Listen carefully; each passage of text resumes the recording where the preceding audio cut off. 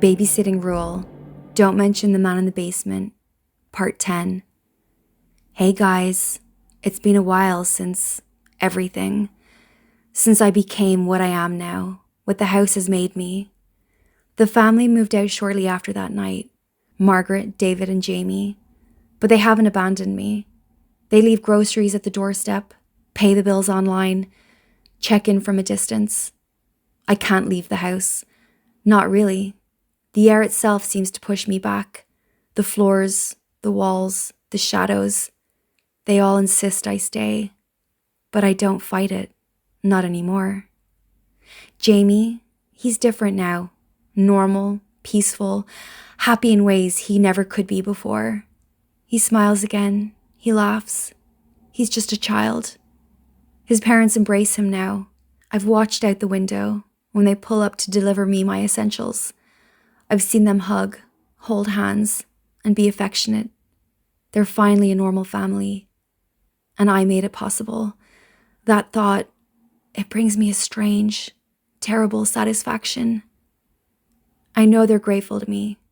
That's why they don't abandon me. It would be easy. They could just walk away and no one would question it. No one would come knocking at their door. But they know what I did. They know the sacrifice I made. But they never enter the house. And they know not to engage with me, to give me any attention or affection. They know that will make things worse. My days pass in strange rhythms. I wake with the house, or maybe the house wakes me. I move through the rooms slowly, like I belong to the shadows now. I feed myself, care for myself, all without stepping outside.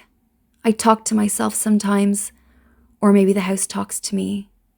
I feel the pulse of its strength under the floorboards, in the walls, even in the air. I am changing. I can feel it. The darkness inside me grows. Patience turns to hunger. I feel it when I touch the basement door, the place where it all began. Some nights, I keep it closed, carefully, reverently, as though sealing away something too wild even for me. Other nights, I embrace the pull.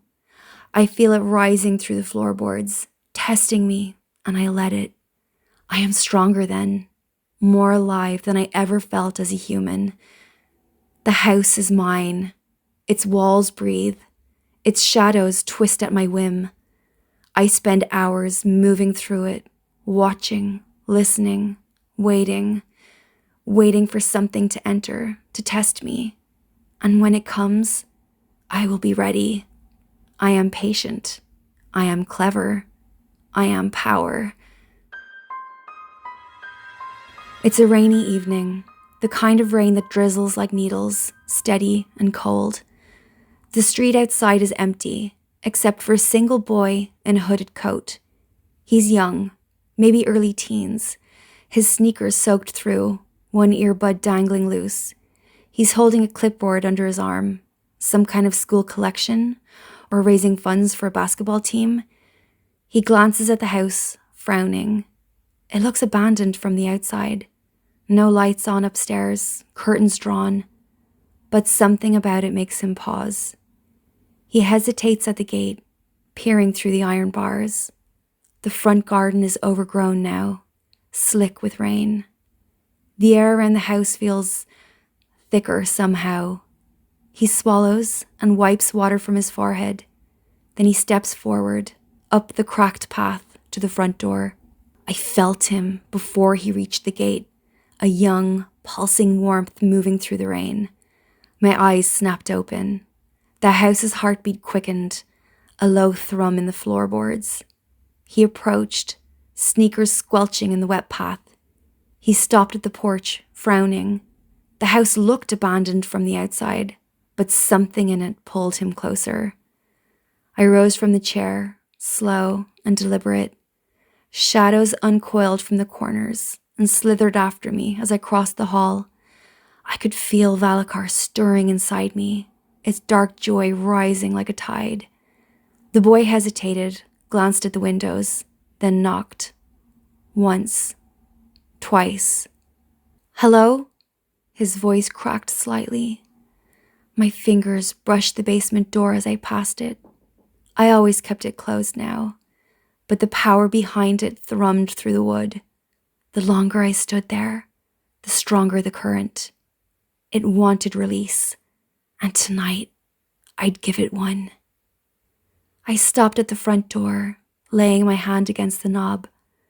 For a heartbeat, a flicker of the old me rose up, the one who once tried to save a boy instead of using him. Jamie's laugh echoed in my head. But Jamie was safe. I had made sure of that. Now it was someone else's turn. I drew in a slow breath, focusing, channeling the shadows through me. It was like pulling a storm from my chest, the negative energy curling around my arms and fingers, gathering at the door like a predator ready to pounce. Outside, the boy knocked again. "Hello? Is someone there?" The house hummed, the shadows hissed. My lips curled into a smile that wasn't mine anymore. I turned the knob, and the door creaked open, just enough to show a sliver of darkness inside. The shadows shifted eagerly behind me, ready to be released. Tonight, I would feed them. Smiling a smile that isn't mine anymore, I whisper through the opening, "Come in."